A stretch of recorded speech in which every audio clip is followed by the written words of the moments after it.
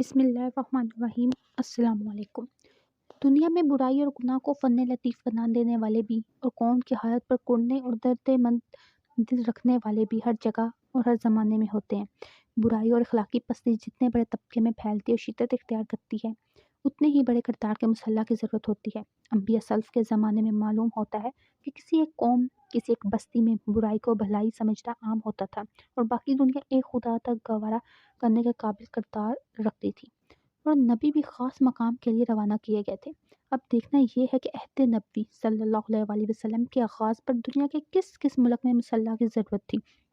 ایک ہی آدم حوا کی اولاد ہونے کے باوجود درود افزو پھیلنے والی نسل انسانی قدیم زمانے میں جب ذرائع معیشت کی ضرورتوں سے جب اپنوں سے بچھڑتی اور رشتہ داروں سے دور دوسری جگہ جا بستی، تو اپنے مرکز سے تعلق رکھنے کی ضرورت یا موقع کم ہی پیش آتا تھا۔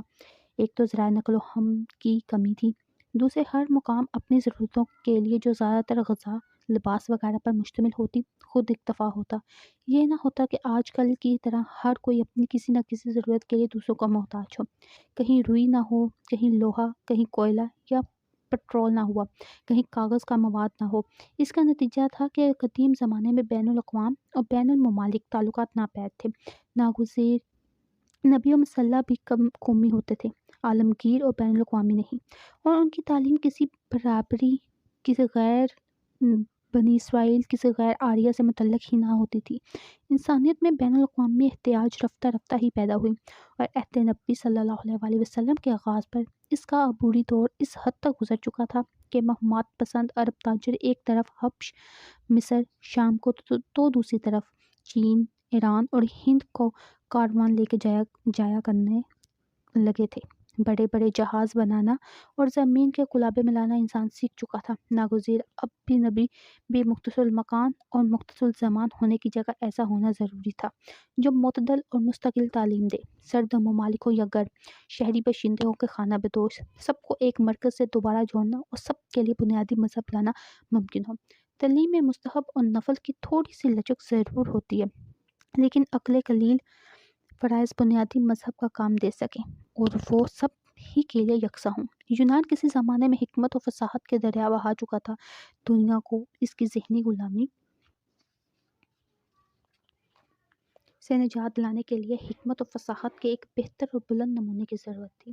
روما نے قانون سازی میں کمال پیدا کیا تھا، اور رسول عربی صلی اللہ علیہ وسلم کی ولادت سے 5 ہی سال پہلے مرنے والے شہنشاہ جسٹینین نے رومی قوانین کی تدوین کا کارنامہ انجام دلا کر دنیا کو ایک چیلنج دے دیا تھا کہ اس سے بہتر کوئی قانون لاؤ۔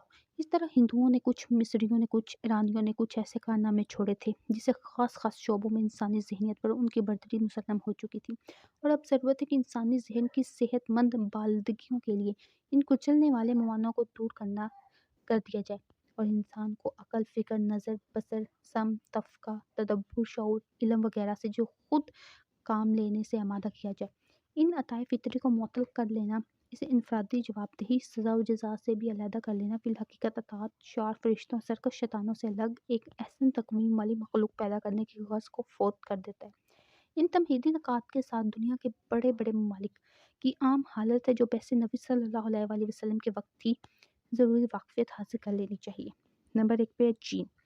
چین نے اقصائے مشرق میں اپنی صلاحیتوں کے مراج کمال کا مظاہرہ اپنے مسلح کونگ فو ژیو زمانہ 551 سے 479 کاف میم کی صورت میں کر دیا تھا۔ عہد نبوی صلی اللہ علیہ وسلم کے آغاز پر وہاں عجیب حالت تھی۔ کنفیوشی نظام پارا پارا ہو چلا تھا۔ ہند کا بدھ مت وہاں کھسکنا گھسے اور ایک عبوری دور پیدا کرنے کا باعث بنا ہوا تھا۔ متاخر خانوادے کی حکومت عرصہ ہوا ختم ہو چکی تھی، اور ان کی جگہ وائی، وو اور شو کی 3 حکومتیں قائم ہو چکی تھیں کہ خانہ جنگیوں کا ایک سلسلہ نہ ختم ہونے والا چڑ چکا تھا، اور ملک کو انسانیت کی کسی خدمت کے ناقابل بنا چکا تھا۔ گھریلو فتنے پر مستعد تاتاریوں، ہیوز نو اور تبت والوں کے حملے بھی تھے۔